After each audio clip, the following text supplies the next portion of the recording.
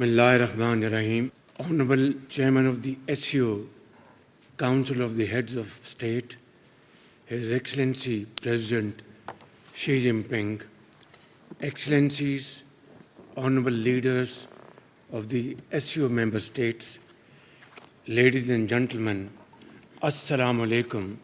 It is my great pleasure to be in Tianjin, a wonderful city that represents China's core values as a connector and bridge of cultures and civilizations. We gather here in Tianjin to reaffirm these values as manifested by our host nation, the People's Republic of China. I extend my heartfelt gratitude to President Xi Jinping and the government of the People's Republic of China for the warm hospitality and the excellent arrangements for this gathering. It also gives me great pleasure to offer my felicitations and warm wishes to brotherly country Uzbekistan and Kyrgyzstan as they celebrate their National Day. Mr. Chairman, for us, the SCO is a platform that best represents Pakistan's abiding commitment to regional cooperation and integration. China's successful tenure as chair of the SCO is reflective of President Xi Jinping's sagacious and visionary leadership. Today, China's global leadership is exemplified not only through the SCO, but also in landmark initiatives such as GDI, GSI, GCI, and Belt and Road Initiative, with the China-Pakistan Economic Corridor, known as CPEC, as its flagship project. Excellencies, Pakistan has always believed in the power of multilateralism and of dialogue and diplomacy, and shunning unilateralism. And yet, to our shock and deep disappointment, the region witnessed extremely disturbing developments during the last few months. Pakistan supports and respects sovereignty and integrity of all SCO members and its neighbors. We respect all international and bilateral treaties and expect similar principle to be followed by all SCO members.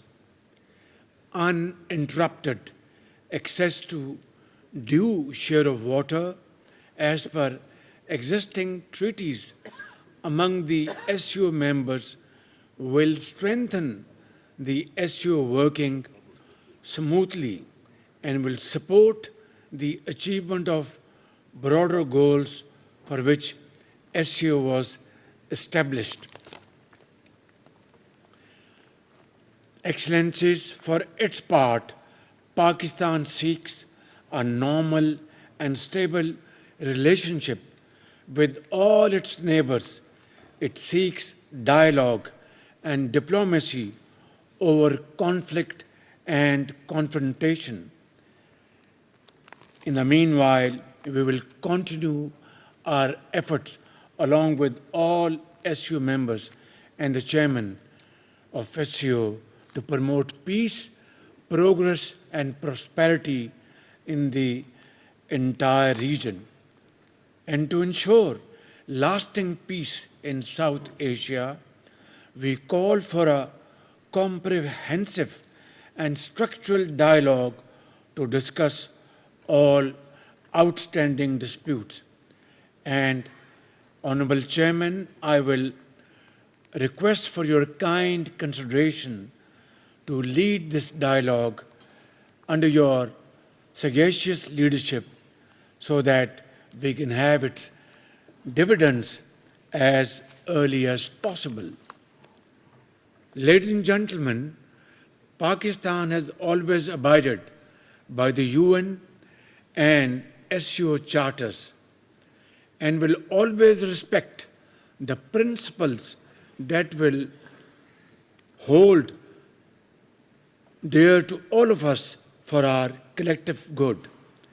As a peace-loving nation, Pakistan has always advocated dialogue and diplomacy, consultation over confrontation.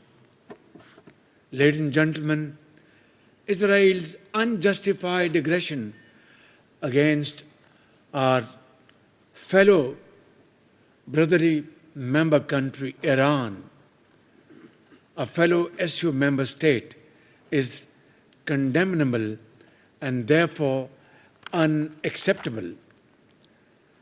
Mr. Chairman, the suffering and starvation unfolding in Gaza is a festering wound on our collective conscience.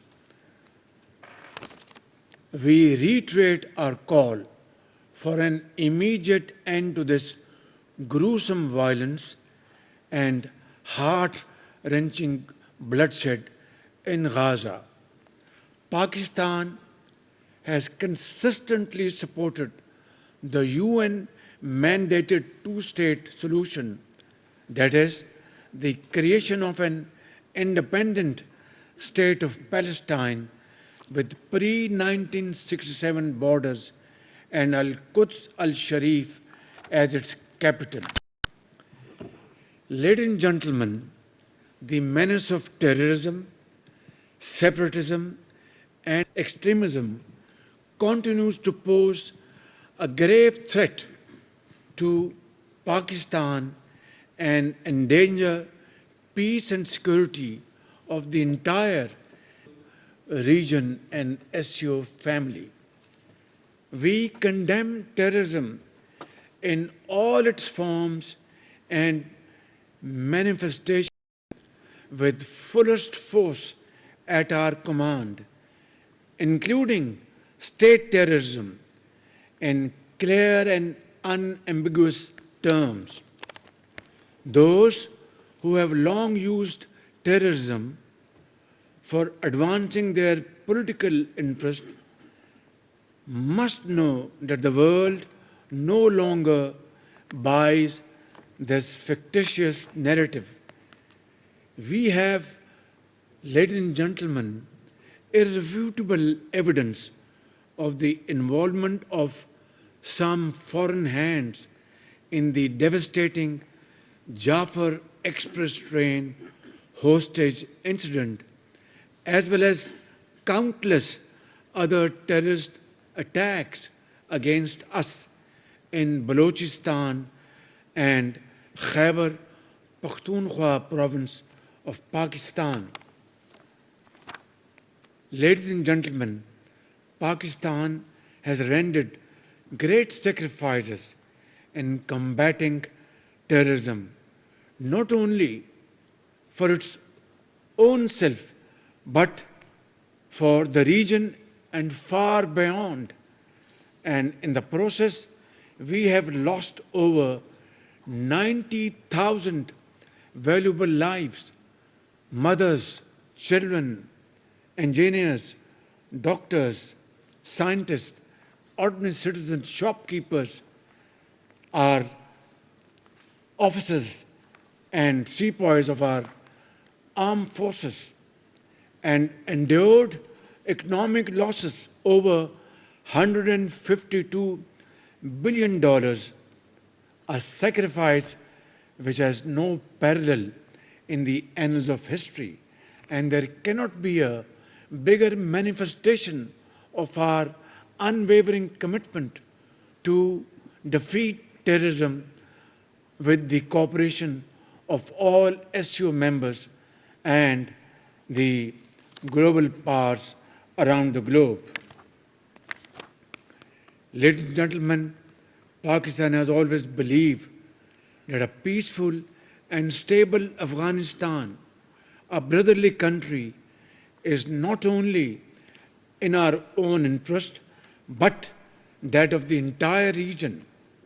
While we remain engaged in building our ties with the Afghan leadership to leverage them as economic partners and good neighbors, we hope that this cooperation with Afghanistan and our trilateral meetings between China, Pakistan, and Afghanistan will have positive results in times to come.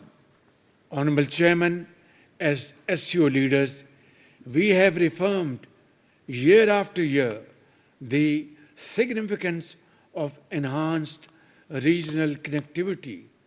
This requires efficient land, air, and rail transport corridors to ensure reliability of supply chains.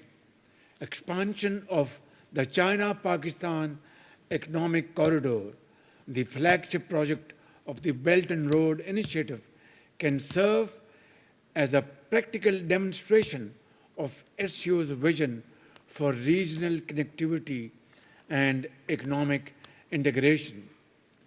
Excellencies, as I speak before this August Assembly of Great Leaders, my country is once again passing through unprecedented torrential rains, cloudbursts, and massive devastation due to consequent flooding in 3 of our major rivers. These floods have resulted in the loss of huge numbers of human lives and has damaged severely our infrastructure, property, and crops as well, and loss of precious livestock. Ladies and gentlemen, we deeply appreciate the international community's, including China's, solidarity and sympathy and support with us, and I thank you all. Just as my brave and resilient people are engaged in the rescue and rebuilding efforts, we are also focused on charting a new path of hope, evident in Pakistan's impressive economic recovery over the last 18 months, paving the way for a prosperous future and great cooperation with all of you sitting on this table. Our economic transformation plan is founded on 3 pillars: to expand our trade through export-led growth; 2, to explore new avenues for foreign investment in infrastructure, agriculture, AI, IT, mines and minerals, and energy, and to encourage innovation and research and development; and thirdly, to enhance revenue generation through comprehensive tax reforms in Pakistan under my watch like never before. Ladies and gentlemen, we are empowering our youth because youth is our challenge. And in Chinese adage parlance, a challenge always carries with it an opportunity. And therefore, our youth bulge is a challenge as well as an opportunity. And creating exciting opportunities for them for their productive encouragement and meaningful employment. These efforts are already showing encouraging results with reduced inflation, a current account surplus, and a soaring capital market in the region. Excellencies, to conclude, I reiterate Pakistan's solemn and unwavering commitment to the SCO Charter and reaffirm our steadfast resolve to uphold the noble values of the Shanghai spirit. In conclusion, our journey ahead may be long, arduous, and at times it will be bumpy and uncertain, with scorching days and chill winds that would test our resolve, our patience, our commitment. But the destination we seek makes it all worthwhile, a future of shared peace, stability, and prosperity for 3.5 billion citizens of our SCO family members. Together, let us stay the course. I thank you all.